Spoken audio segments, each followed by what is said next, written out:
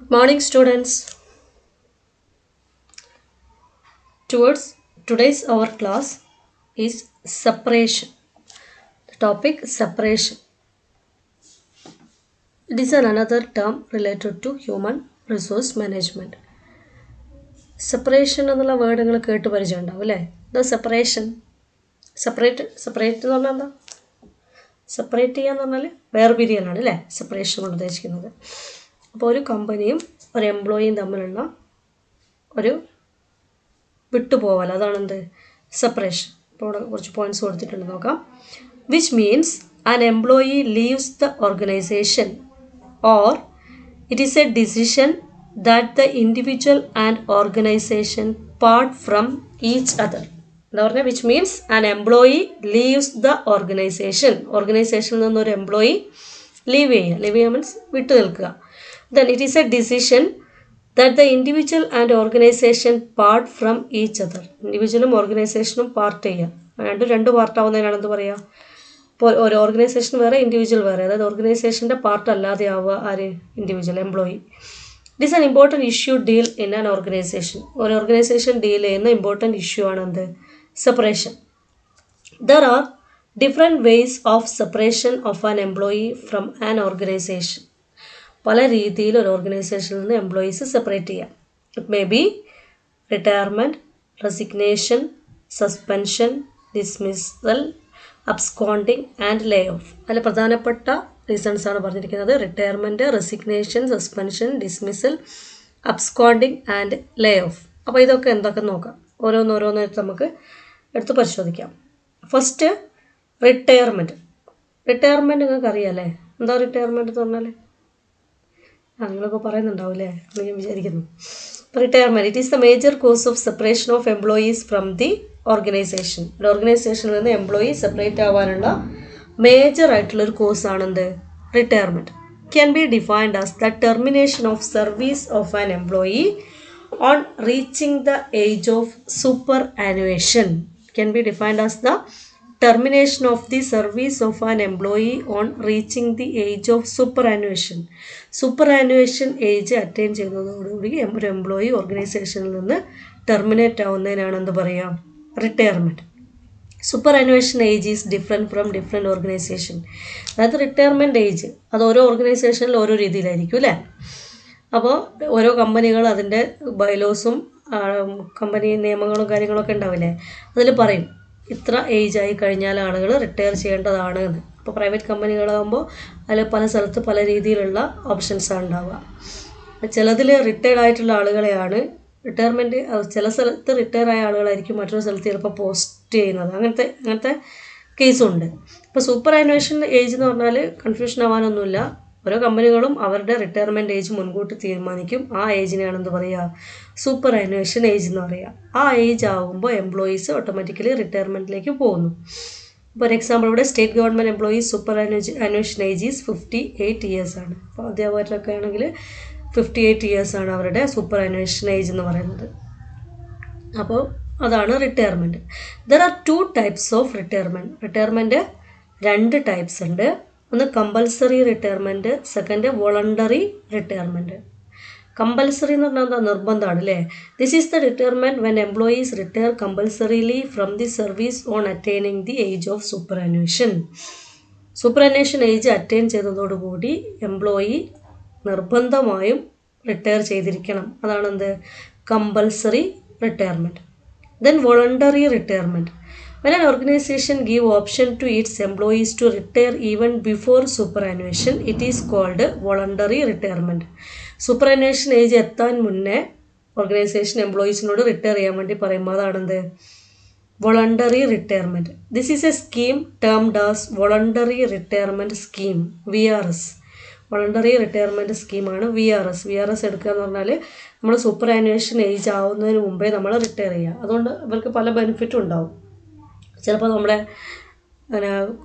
പുതിയ മക്കൾക്കോ ഒക്കെ ജോലി കൊടുക്കാൻ വേണ്ടിയാവാം, അല്ലെങ്കിൽ അങ്ങനെ എന്തെങ്കിലും കുറേ ഓപ്ഷൻസ് ഉണ്ടാവും. അല്ലെങ്കിൽ VRS എടുത്തു കഴിഞ്ഞാൽ പെൻഷനിൽ വ്യത്യാസം ഉണ്ടാവും. അങ്ങനെ അതിന് ഓരോ കമ്പനികൾ ഓരോ സ്കീമാണ് കൊടുക്കുക. അപ്പോൾ VRS എന്നുള്ളതൊരു സ്കീം തന്നെയാണ്. അപ്പോൾ കമ്പനിക്ക് ചിലപ്പോൾ എക്സസ് എംപ്ലോയീസിനെ ഒഴിവാക്കാനുള്ളൊരു സ്കീമായിരിക്കും അത് VRS. എന്താണ്? സൂപ്പർഅന്വേഷൻ ഏജ് ആവാൻ മുന്നേ എംപ്ലോയീസിനോട് നേരത്തെ ലീവ് എടുക്കാൻ. അപ്പോൾ ഈ നേരത്തെ ഓർഗനൈസേഷനിൽ നിന്ന് ലീവ് ചെയ്യുമ്പോൾ അവർക്ക് അതിനനുസരിച്ചുള്ള ബെനിഫിറ്റും ഓർഗനൈസേഷൻ കൊടുക്കും. This type of retirement is also called golden handshake. അപ്പോൾ ചിലപ്പോൾ വൺ വേർഡൊക്കെ ചോദിക്കാം, ഗോൾഡൻ ഹാൻഡ് ഷേക്ക് എന്നറിയപ്പെടുന്ന റിട്ടയർമെൻറ്റ്. ഗോൾഡൻ ഹാൻഡ് ഷേക്ക് എന്താണ്?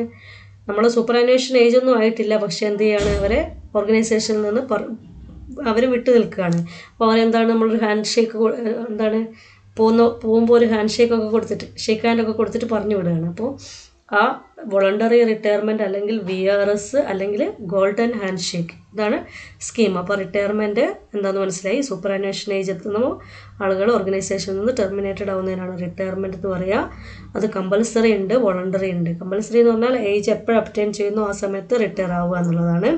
വോളണ്ടറി എന്ന് പറഞ്ഞാൽ സൂപ്പർഅന്വേഷൻ ഏജ് ആവണമെന്നില്ല, അതിനു മുമ്പേ ഓർഗനൈസേഷനിൽ നിന്ന് അവർ ലീവ് ചെയ്യുന്നതിനാണ് വോളണ്ടറി റിട്ടയർമെൻറ്റ് അല്ലെങ്കിൽ VRS എന്ന് പറയുക.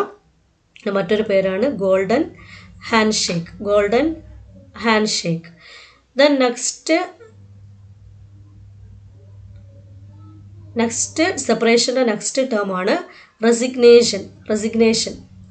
Resignation means an employee leaves his job and employment with his employer due to attain better opportunities or to get a better position at a better compensation package in a branded company. It may be voluntary or involuntary. Resignation means an employee leaves his job and employment with his employer due to attain better opportunities or to get a better position at a better compensation package in a branded company.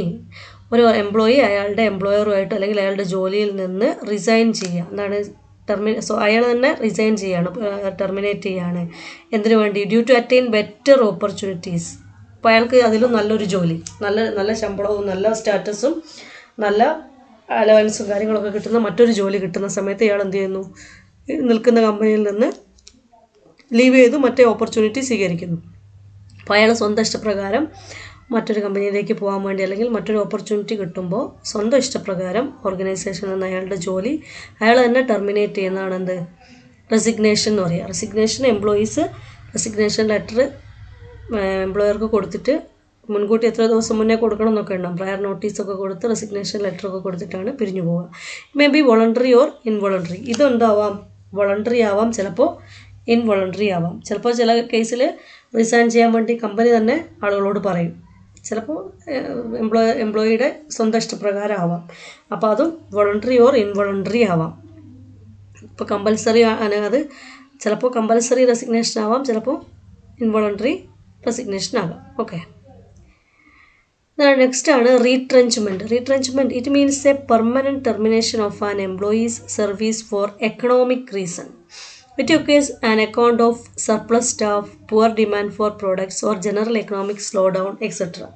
Retrenchment എന്ന് പറഞ്ഞാൽ it means a permanent termination of an employee's service for economic reason. Economic reason കൊണ്ട് permanent ആയിട്ട് കുറേ എംപ്ലോയീസിനെ company പിരിച്ചുവിടുന്നതിനാണ് റീട്രെഞ്ച്മെൻറ്റ് പറയുക. അത് നമുക്ക് ഇപ്പോൾ നിലവിൽ നമ്മുടെ മുന്നിൽ ഉദാഹരണങ്ങൾ ഒരുപാടുണ്ട്. ഇപ്പോൾ നമ്മളെ ഈ COVID-19 വന്ന പശ്ചാത്തലത്തിൽ ഗൾഫിൽ നിന്നൊക്കെ കൂട്ടത്തോടെ ആളുകളെ പിരിച്ചുവിടുകയാണ് ചെയ്യുന്നത്. 1000-2000 ആളുകളെയൊക്കെ ഒന്നിച്ച് പിരിച്ചുവിടുകയാണ് ചെയ്യുന്നത്. കാരണം അവിടെ അവർക്ക് ജോലിയില്ല. ഗൾഫിൽ നിന്ന് മാത്രമാവണ്ട, ഇവിടെയും നടക്കുന്നുണ്ട് അതല്ലേ. അപ്പോൾ ഓർഗനൈസേഷനിൽ എംപ്ലോയീസിന് എന്താണ്, അവിടെ അവരുടെ ബിസിനസ്സും അല്ലെങ്കിൽ അവരുടെ വർക്കൊന്നും നടക്കുന്നില്ല. അപ്പോൾ എംപ്ലോയീസ് എല്ലാവർക്കും സാലറി കൊടുക്കാൻ അവരുടെ കയ്യിൽ ഉണ്ടാവില്ല. എക്കണോമിക് റീസൺ ആണ് അല്ലേ. അപ്പോൾ ഈ റീസൺ കൊണ്ട് അവരെന്ത് ചെയ്യാണ്? കുറഞ്ഞ എംപ്ലോയീസിനെ മാത്രം അവിടെ നിലനിർത്തി, അത്യാവശ്യമുള്ള എംപ്ലോയീസിനെ മാത്രം നിലനിർത്തി ബാക്കിയുള്ളവരെ ജോലിയിൽ നിന്ന് ടെർമിനേറ്റ് ചെയ്യാണ്. അത് ചിലപ്പോൾ ചിലത് തിരിച്ചെടുക്കാമെന്നുള്ള കണ്ടീഷനോടെ ആവാം, ചിലപ്പം പെർമനൻ്റ് ആയിട്ട് തന്നെയാവും അല്ലേ. അപ്പോൾ പെർമനൻ്റ് ആയിട്ട് ഇങ്ങനെ എക്കണോമിക് റീസണും മറ്റു കാര്യങ്ങളൊക്കെ വരുമ്പോൾ പെർമനൻ്റ് ആയിട്ട് എംപ്ലോയീസിനെ ഓർഗനൈസേഷൻ ടെർമിനേറ്റ് ചെയ്യുന്നതിനാണ് എന്ത് പറയുക? റീട്രെഞ്ച്മെൻറ്റ്. It occurs on account of surplus staff, poor demand for product or general economic slowdown, etc. ഇതൊക്കെ ആയിരിക്കും അതിൻ്റെ കാരണം. അതായത് കൂടുതൽ എംപ്ലോയീസ് ഓർഗനൈസേഷനിൽ ആവശ്യത്തിൽ കവിഞ്ഞ എംപ്ലോയീസ് ഉണ്ടാവുക, അല്ലെങ്കിൽ പ്രോഡക്റ്റിൻ്റെ ഡിമാൻഡ് കുറയുക, അല്ലെങ്കിൽ ഈ പറഞ്ഞ പോലെ ഇങ്ങനത്തെ എന്തെങ്കിലും പാൻഡമിക് ഒക്കെ വന്നിട്ട് ജനറൽ എക്കണോമിക് സ്ലോ ഡൗൺ ആവുന്ന സിറ്റുവേഷൻ, അല്ലെങ്കിൽ ബിസിനസ്സിന് റിസഷൻ ബൂം പീരീഡൊക്കെ ഉണ്ടാവില്ലേ. അപ്പോൾ അതിൽ എന്താണ് ഡള്ളാവുന്ന അവസ്ഥയിൽ എംപ്ലോയീസിനെ പെർമനൻ്റ് ആയിട്ട് പിരിച്ചുവിടുന്നതിനാണ് എന്ത് പറയുക? റീട്രെഞ്ച്മെൻറ്റ് എന്ന് പറയുക. Then dismissal or termination. It is a termination of service of an employee as a disciplinary measure. Disciplinary action ആയിട്ട് ഒരു എംപ്ലോയിയെ പറഞ്ഞു വിടുകയാണ്. എന്താണ്? This may occur either on account of unsatisfactory performance or misconduct. ചിലപ്പോൾ അവരുടെ പെർഫോമൻസ്, ഓർഗനൈസേഷനിലെ എംപ്ലോയീസിൻ്റെ performance ചിലപ്പം എംപ്ലോയർക്ക് പറ്റുന്ന രീതിയിലാവില്ല, സ്ഥാപനത്തിന് പറ്റുന്ന രീതിയിൽ അവർക്ക് പെർഫോം ചെയ്യാൻ പറ്റുന്നില്ലെങ്കിൽ, അല്ലെങ്കിൽ എന്തെങ്കിലും മിസ്കണ്ടക്ട് മീൻസ് മിസ്ബിഹേവ് ചെയ്തിട്ടുണ്ടെങ്കിൽ. അതിലിവിടെ പറയുന്നുണ്ട് wilful violation of rules and regulation. Wilful violation of rules and regulation എന്താണ്? ഓർഗനൈസേഷൻ്റെ റൂൾസ് ആൻഡ് റെഗുലേഷൻസ് മനഃപൂർവ്വം വയലേറ്റ് ചെയ്യുക. On performance, indiscipline, theft etcetera are some of the common reason for dismissal. എന്തെങ്കിലും കളവ് നടത്തുക, ചതി, വഞ്ചന, അങ്ങനെ ഒരുപാട് കാര്യങ്ങളുണ്ട് അല്ലേ. ഓർഗനൈസേഷന് പറ്റാത്ത രീതിയിലുള്ള പെർഫോമൻസ്, മിസ്ബിഹേവിയർ അല്ലെങ്കിൽ നിയമങ്ങൾ അനുസരിക്കാതിരിക്കുക, അങ്ങനെ എന്തെങ്കിലുമൊക്കെ വന്നു കഴിഞ്ഞാൽ ഡിസിപ്ലിനറി മെഷറായിട്ട്, പണിഷ്മെൻറ്റ് മെഷറായിട്ട് എംപ്ലോയീസിനെ ടെർമിനേറ്റ് ചെയ്യുന്നതിനാണ് എന്ത് പറയാം? Dismissal or termination. അത് നമുക്ക് അറിയുന്ന കാര്യങ്ങളാണ്, കൂടുതൽ എക്സ്പ്ലെയിൻ ചെയ്യേണ്ട ആവശ്യമൊന്നുമില്ല അല്ലേ. ദെൻ അബ്സ്കോണ്ടിങ് മീൻസ് എന്താണ്? അബ്സ്കോണ്ടിങ് ഒളിച്ചോട്ടാണ് അല്ലേ. This is one of the most immoral, unpredicted and unprofessional way to terminate the contract of employment contract terminate ചെയ്യാനുള്ള ഇമ്മോറൽ ആയിട്ടുള്ള അല്ലെങ്കിൽ അൺപ്രഡിക്റ്റഡ് ആയിട്ടുള്ള അല്ലെങ്കിൽ അൺപ്രൊഫഷണൽ ആയിട്ടുള്ള വേ ആണെന്ത്? Absconding.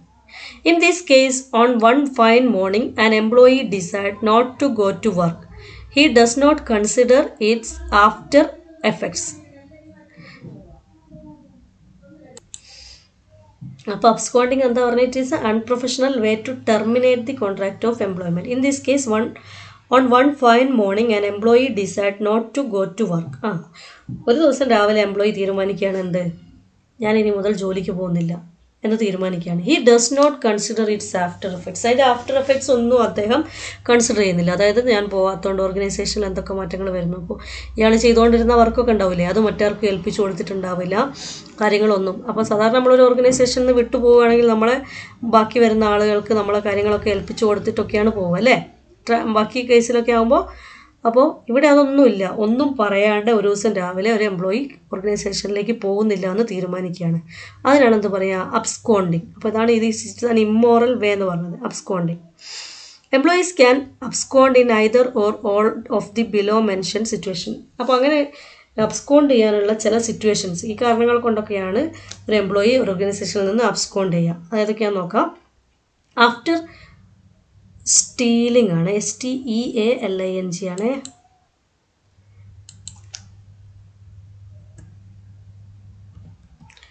After stealing confidential information or documents.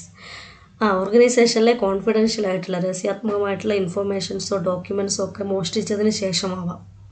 കാരണം എന്താണ്? മോഷ്ടിച്ച് കഴിഞ്ഞാൽ പിന്നെ അത് പിടിച്ചാൽ അയാൾക്ക് അവിടെ നിലനിൽപ്പില്ല അല്ലേ. അപ്പോൾ അതിന് ശേഷമാവാം ഒരു എംപ്ലോയി ചിലപ്പോൾ അബ്സ്കോണ്ട് ചെയ്യുന്നത്. അല്ലെങ്കിൽ if the intention of an individual is to commit crime, കുറ്റം ചെയ്യാൻ വേണ്ടി ചെയ്യാനുള്ള ഇൻറ്റൻഷനോടുകൂടി വന്ന ആളാണെങ്കിൽ അത് കഴിഞ്ഞാൽ അയാൾക്ക് പോവാം. അല്ലെങ്കിൽ അയാൾക്ക് വേണ്ട കാര്യങ്ങൾ ചെയ്യാൻ ഉള്ള സിറ്റുവേഷനായി കഴിഞ്ഞാൽ അയാൾക്ക് പോവാം. If there is A work pressure and stress, അല്ലെങ്കിൽ വർക്കിലുള്ള പ്രഷറും സ്ട്രെസ്സും ഒക്കെ കൂടുതലാണെങ്കിൽ അതിന് കഴിയില്ല എന്ന് പറഞ്ഞിട്ട് ഇട്ടിട്ട് പോകില്ലേ, അങ്ങനെ ചെയ്യാം. When priorities are different. അപ്പോൾ ഇതിനേക്കാൾ മുന്തിയ പരിഗണന മറ്റൊരു കാര്യത്തിനാവുമ്പോൾ, അപ്പോൾ ചില കേസിൽ ഇപ്പോൾ നമ്മൾ വളരെ അർജൻറ്റായിട്ടുള്ളൊരു സിറ്റുവേഷൻ, അപ്പോൾ ആ സമയത്ത് നമ്മൾ ലീവിന് അപ്ലൈ ചെയ്തിട്ട് ലീവ് കിട്ടുന്നില്ല. അപ്പോൾ നമുക്ക് ഇതിനേക്കാൾ പ്രയോറിറ്റി, ചിലപ്പം വീട്ടിൽ അച്ഛനും അമ്മയും മരിക്കാറായി കിടക്കുന്ന നേരത്തെ, അപ്പോൾ അങ്ങനെയാകുമ്പോൾ നമ്മൾ ലീവിന് അപ്ലൈ ചെയ്യുന്നു, കമ്പനി ഒരു തരത്തിലും ലീവ് തരുന്നില്ലെങ്കിൽ നമ്മൾ എന്ത് ചെയ്യും? എന്നാൽ പിന്നെ ജോലി വേണ്ട എന്നുള്ള കണ്ടീഷനിൽ നമ്മൾ പോരും. ആ രീതി, അതായത് നമ്മുടെ പ്രയോറിറ്റീസ്, ജോലിയേക്കാൾ മുന്തിയ പ്രയോറിറ്റീസ് ഉള്ള വേറെ കാര്യങ്ങൾ ഉണ്ടാകുമ്പോൾ നമ്മൾ എന്ത് ചെയ്യും? അവിടെ നിന്ന് ഇട്ടിട്ട് പോരും. അങ്ങനെ കേസ് ഉണ്ടാവില്ല, അങ്ങനെ പോരാം ചിലപ്പോൾ. If he has got some exceptional good opportunity that require him to join immediately. അപ്പോൾ ഇതിനേക്കാൾ നല്ലൊരു അവസരം വരുന്നു. അപ്പോൾ ഇവിടെ പറഞ്ഞിട്ട് ലീവ് എഴുതി കൊടുത്തിട്ട് ലീവ് സാങ്ഷനായിട്ട് പോകാനൊന്നും സമയമില്ല. പെട്ടെന്ന് മറ്റൊരു സ്ഥലത്ത് നമുക്കൊരു ഓപ്പർച്യൂണിറ്റി കിട്ടുന്നു, അവിടെ പോയി ജോയിൻ ചെയ്യണം. അപ്പോൾ എന്ത് ചെയ്യാണ്? ഇവിടെ ഒന്നും പറയാതെ പെട്ടെന്ന് ഓടി അങ്ങോട്ട് പോകുന്നു. അപ്പോൾ ഇതൊക്കെ എന്ത് പറഞ്ഞിട്ടുണ്ട്? ഇത് ഇമ്മോറൽ പ്രാക്ടീസാണ്, ഒരു ശരിയായ രീതിയല്ല, അതായത് ഓർഗനൈസേഷനിൽ നിന്നിട്ട് പോകാനുള്ള ശരിയായ രീതിയല്ല. അപ്പോൾ ഇങ്ങനെയുള്ള സിറ്റുവേഷൻസൊക്കെ വരുന്ന സമയത്തിലാണ് സാധാരണഗതിയിൽ എംപ്ലോയീസ് അബ്സ്കോണ്ട് ചെയ്യാറ്. The next lay off implies denial of employment to the employee for the reasons beyond the control of employer. അത് എംപ്ലോയറുടെ കൺട്രോളിലല്ലാത്ത റീസൺ കൊണ്ട് എംപ്ലോയീസിനെ നമുക്ക് പിരിച്ചുവിടാം. അതെന്താണ്? Break down of machinery, seasonal fluctuations in demand, shortage of power, raw material etcetera are the examples of the reasons leading to lay off. അപ്പോൾ അങ്ങനെയുള്ള അവസരത്തിൽ ജോലിക്കാർ വന്നതുകൊണ്ട് കാര്യമില്ല. എന്താണ്? അവിടെ ജോലി നടക്കില്ല. ജോലി നടക്കാനുള്ള സിറ്റുവേഷൻ അവിടെ ഇല്ല. അത് എംപ്ലോയറുടെ കൺട്രോളിലല്ല താനും. അങ്ങനെയുള്ള സമയത്ത് എംപ്ലോയീസിനെ പിരിച്ചുവിടുന്നതാണ് എന്ത് പറയുക? ലേ ഓഫ് എന്ന് പറയാം. അപ്പോൾ നമ്മൾ പഠിച്ച ടോപ്പിക്ക് സെപ്പറേഷനാണ്. ഇന്നത്തെ ടോപ്പിക്ക് പഠിച്ചത് സെപ്പറേഷനിലെ പ്രധാനപ്പെട്ടത് retirement, resignation, retrenchment, dismissal, absconding and lay off. Okay, അപ്പോൾ ഇന്നത്രയും മതി അല്ലേ? Thank U.